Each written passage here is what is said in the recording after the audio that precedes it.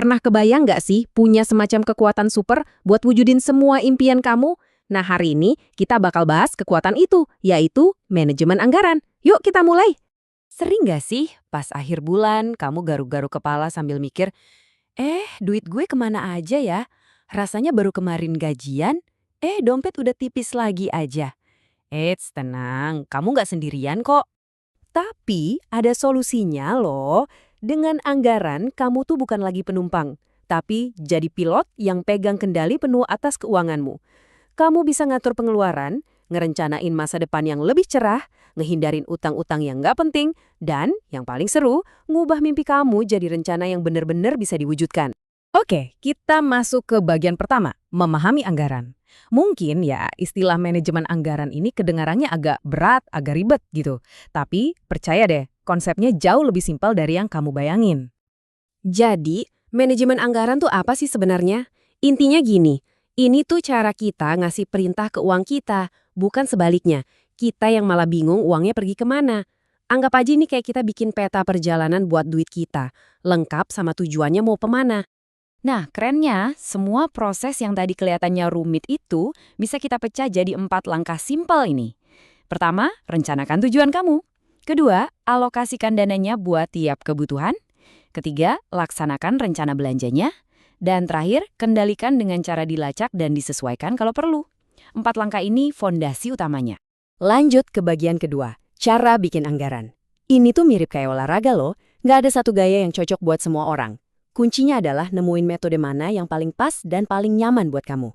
Di sini kita lihat nih, ada 2 gaya yang populer banget. Pertama, anggaran inkremental. Ini simpel, kamu tinggal pakai anggaran bulan lalu, terus disesuaikan dikit-dikit.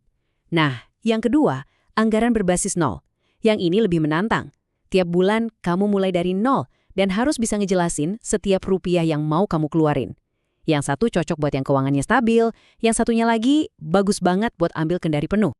Oke, sekarang masuk ke bagian ketiga, langkah praktis. Kita udah tahu teorinya, sekarang yuk kita lihat gimana cara mulainya dengan 8 langkah yang super praktis. Yap, ada 8 tips simple yang bakal jadi fondasi dari anggaran sukses kamu. Kita akan bedah satu persatu ya. Yuk mulai dari yang pertama. Jadi tips pertama dan ini yang paling krusial, jujur sama diri sendiri. Anggaran yang bagus itu harus berdasarkan kenyataan, bukan harapan atau angan-angan. Jadi lihat pemasukan dan pengeluaran kamu yang sebenarnya ya. Kedua, lacak pengeluaranmu. Ini mungkin kedengarannya agak rempong ya, tapi percayalah, langkah ini bakal ngebuka mata kamu banget. Coba deh catat semuanya, dari beli kopi sampai bayar langganan bulanan. Biar gampang, bisa pakai aplikasi catatan di HP atau aplikasi keuangan khusus. Nah, gimana? Udah siap buat ngeliat kemana aja sih sebenarnya duit kamu itu lari? Pengetahuan ini tuh kekuatan loh, kekuatan buat ngambil keputusan yang lebih pintar yang ngebawa kita ke tips-tips berikutnya. Oke, 3 tips berikutnya ini semuanya tentang pilihan sadar yang kita buat setiap hari. Yang ketiga, tentukan prioritas. Bedain mana yang benar-benar kebutuhan dan mana yang cuma keinginan. Keempat, cari cara buat hemat di pengeluaran harian. Bawa bekal misalnya. Kelihatannya kecil, tapi kalau dikumpulin jadi bukit.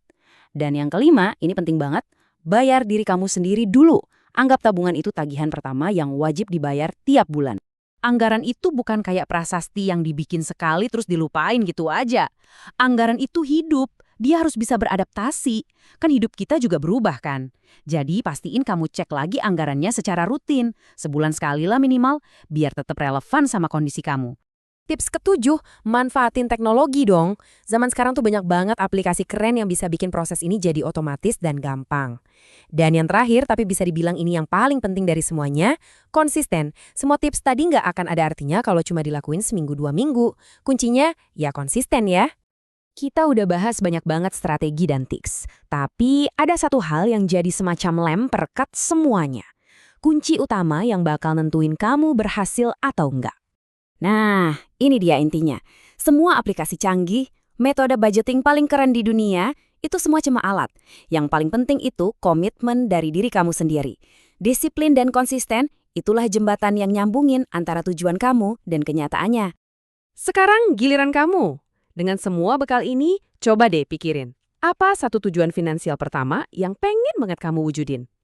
Mungkin nabung buat liburan, beli gadget idaman, atau sekedar punya dana darurat biar tenang.